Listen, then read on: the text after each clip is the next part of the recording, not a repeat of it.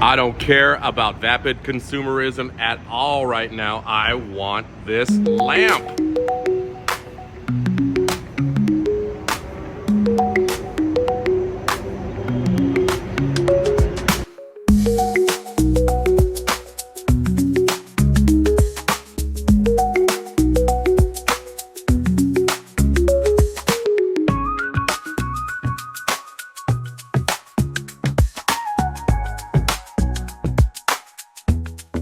Okay, so note, the letter R in the Thai languages, and I'm talking TAI, family of languages, to include the THAI, modern version of the Thai language. And in Cambodian, the letter R is pronounced with an N sound at the end of most words. So Khmer is actually pronounced Kamin by the people of both countries, and it is the way that I'm going to be pronouncing it here in this video, so don't get confused if you hear me say Kamin. So this temple was built in the 13th century by King Jaravarman VII. One can get a very real sense that the remaining structure only hints at the glory days of its construction.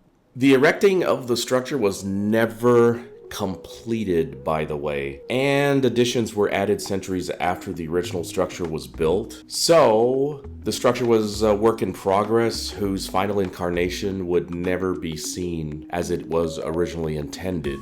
The purpose of the structure was to construct a temple next to a hospital. Funnily enough, the Thai temple being constructed today is still a work in progress, and once completed, looks like a sizable addition to the grounds. I spotted at least 7 monks on the grounds, and though I didn't see any dormitories, my assumption is that the temple is a living one with services and monks on the grounds. By the way, the locals refer to the ruins as Prah Taht Ku Thong, and they hold a certain reverence towards it. Now, having visited the Brompton Oratorium, St. Paul's Cathedral, Ayutthaya, and Stonehenge, I would not place this particular site in those categories of profoundness to me personally, but these things are highly subjective. To me, I would kind of put this in the category of like the Alamo in Texas, or Falkenstein's Castle in Germany, or Fort DeSoto in Florida. Sort of a secondary nice-to-see place, but with historical significance. According to this article at the Encyclopedia Britannica Online, the Khmer Empire had once ruled more than half of the existing land that is now known as modern Thailand, and its religious and cultural influences were heavily Indian-based and steeped in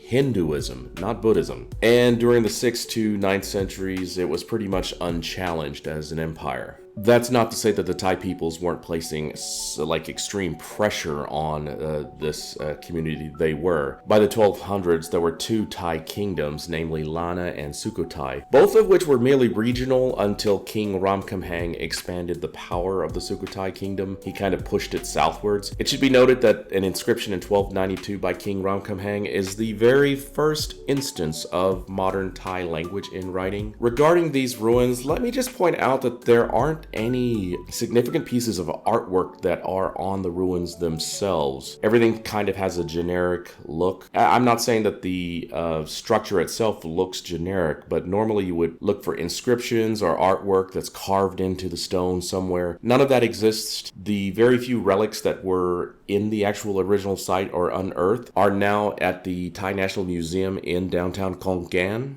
Also regarding the ruins, the architecture here is definitely Khmer. The religious practices here were largely Hindu-based. I found the Britannica article to be a bit confusing, as they called the Theravadan Buddhism that later took hold a new and dynamic form of Buddhism. In fact, it is an incarnation of the Hinayana form of Buddhism, and this is the original, simpler, more rigid, less dynamic form of Buddhism. 100 years after the death of the Buddha, there was a schism, and it is thought of or said that the liberal and ever-expressive Indian mind at the time could not be contained by rigid rules and a lack of philosophical contemplation. Thus, was born the Mahayana form of Buddhism, in which there was just a flowering of philosophical thought around the religion itself. As a matter of fact, Zen, Chan, Kadampa, Tibetan, and even these modern atheist forms of Buddhism can thank their origins to that schism. But this ain't the Theravadan form. The Theravadan form is definitely Hinayana, and that's the original form. I don't know why they're calling it a dynamic form, to be honest. I was really confused by that. Again, Theravadan was the last remaining remnants of the older, more rigid, simpler, keep it simple Somchai version. To get to this location is very easy if you have a ride. It's about 25 minutes outside of town, and although you're not going to get that Ayutthaya experience in all its giant glory, the site is still worth a visit if you have the time. I provided the QR codes to the location here.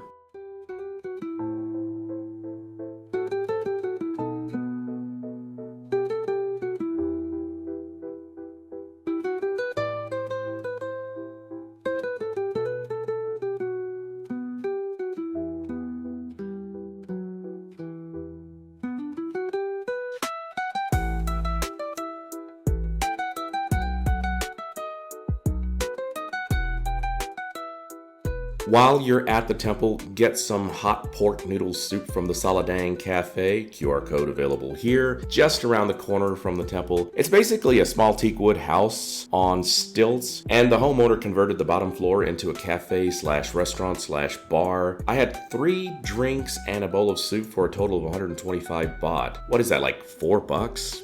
And there you have it, the Khmer Ruins in Khon Kaen. A great little trip to take, or a sidebar.